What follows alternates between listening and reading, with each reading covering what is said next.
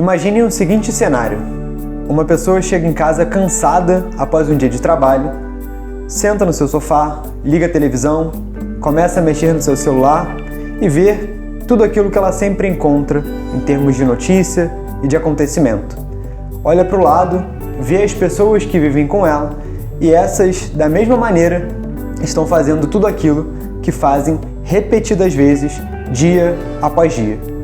Diante dessa situação, esse indivíduo para e pensa: bem, essa é a vida mesmo. As coisas são dessa forma e não há outra maneira de vivenciar. Esse cenário, por mais comum que possa parecer ou não, para quem está nos assistindo, demonstra basicamente a mecanização da vida que por vezes nos é trazida ou pela sociedade ou por crenças individuais de como a vida deve ser levada.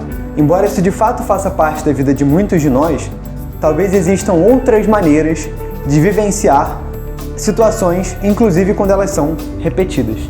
Só de estar te ouvindo contando essa história, eu já fiquei meio entediado. Porque de fato, né, você percebe que até você contando, você parecia estar meio entediado. Sim. Porque você estava passando a energia que a história pede, né? E a história, de fato, ela tá trabalhando com a ideia de rotina, né? E na grande maioria das vezes, a rotina ela está muito associada a justamente essa questão de tédio, né? As pessoas, elas se sentem entediadas porque entra dia, sai dia e as coisas continuam acontecendo da mesma forma.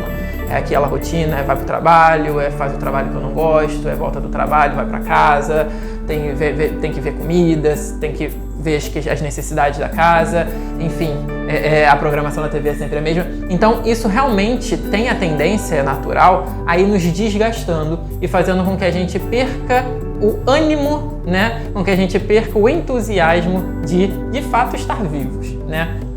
Isso é comum, tá? Isso não é algo anormal. Só que não é porque é comum que a gente deve simplesmente deixar que aconteça dessa forma e que corra como a história conta, né? A vida é assim mesmo. Não, a vida é rotina? Sim, de fato a vida é rotina, né? É um dia após o outro e você...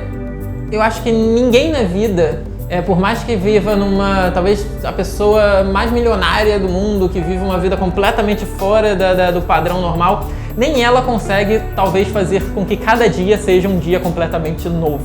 Não, até ela vai ter, se parar pra pensar, se botar no papel, mais da metade do dia dela você fazer as mesmas coisas. Porque isso faz parte da vida. A rotina, ela faz parte da vida. E a rotina, a gente já trabalhou isso aqui antes, ela é importante também para que a gente possa se organizar e ter um mínimo de segurança naquilo que a gente está fazendo. Porque se cada dia for um dia completamente novo, cada dia é uma surpresa e a gente sempre vai estar ansioso e preocupado com o que vai vir. Sim. Então, a ideia da rotina faz com que a gente consiga se preparar melhor para o dever. Só que a gente precisa entender que essa rotina não precisa ser algo tedioso. Essa rotina não precisa ser algo ruim.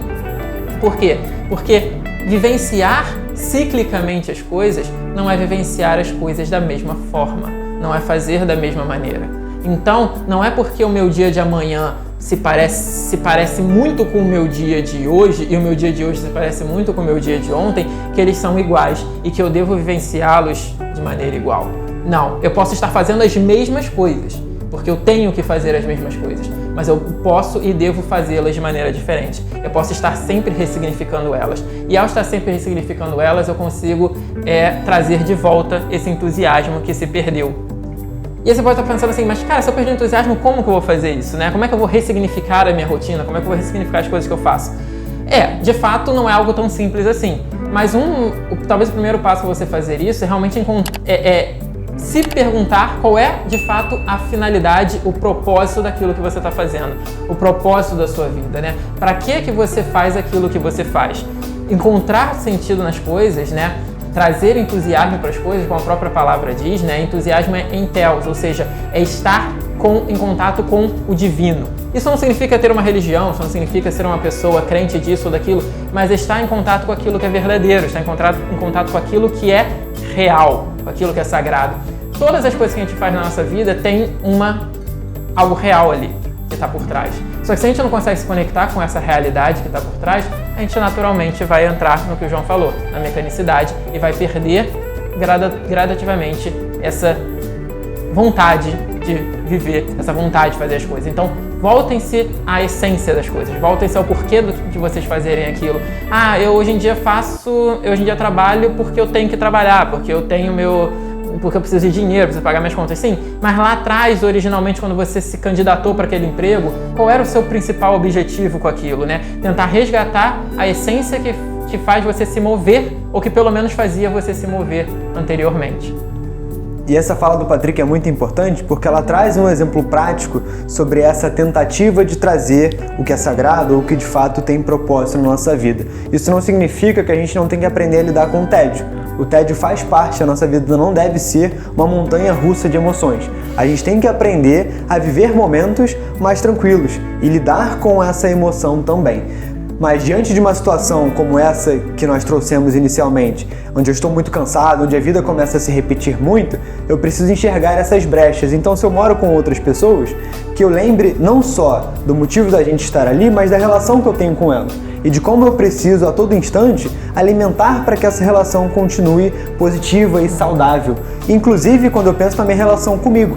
Se eu cheguei num momento onde eu estou muito cansado e eu me desconecto um pouco do propósito, talvez não falte propósito, talvez falte descanso. Então eu preciso identificar quais são os momentos onde eu tenho que calar um pouco a minha mente, que traz inúmeras informações que me perturbam de alguma maneira, e simplesmente descansar, para que no dia seguinte eu consiga refletir de uma maneira mais sóbria sobre a minha situação. E aí consiga identificar se eu preciso realmente alterar alguma coisa na minha vida ou se só foi um dia difícil de trabalho, ou só foi um dia onde foi um pouco mais complicado estar conectado ao que é sagrado, porque essa parcela física estava sendo muito saturada. A gente tem vários programas que falam sobre isso, nós temos que aprender a alimentar cada uma das parcelas que nós temos na manifestação, e a parte física é uma delas. Então, uma das formas de chegar ali no final do dia e lidar um pouco melhor com isso é o que eu gosto de fazer, o que eu posso colocar no final do meu dia que me anima um pouco, que melhora a minha conexão comigo para que depois eu possa lidar com a minha família ou com as pessoas que moram comigo ou mesmo com as que estão próximas de mim de alguma forma, de uma maneira produtiva e de uma maneira que continue me alimentando ainda mais. No fim das contas, como o Patrick muito bem disse, é estar consciente. É se lembrar daquilo que traz significado para a sua vida e fazer com que, independente da repetitividade das situações, que elas sejam únicas como de fato são. E a partir daí, a gente vai, nesses momentos de maior ou menor dificuldade, lidando e aprendendo cada vez mais a nos colocarmos de maneira sagrada, de maneira saudável no nosso dia a dia. E até a próxima. Tchau, tchau.